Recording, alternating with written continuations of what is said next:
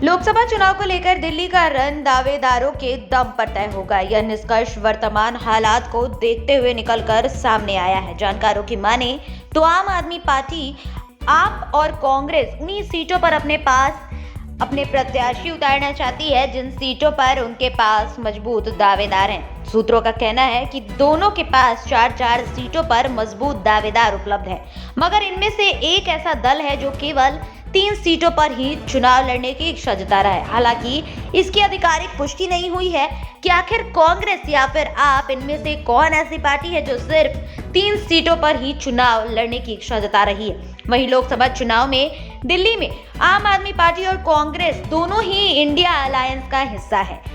दिल्ली में यही दोनों दल अभी की स्थिति में मजबूत दिखाई पड़ते हैं। इस बार 2019 वाले हालात नहीं होंगे।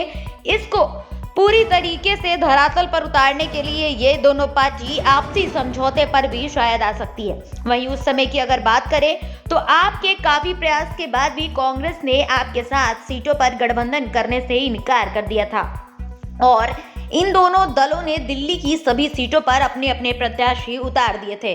उस चुनाव की अगर हालत देखें तो दोनों की हालत खराब हो चुकी थी। आपसे जुड़े राजनीतिक जानकारों की यदि माने तो इस बार आप लोकसभा चुनाव में सीटें जीतने के लिहाज से मैदान में उतरने वाली है।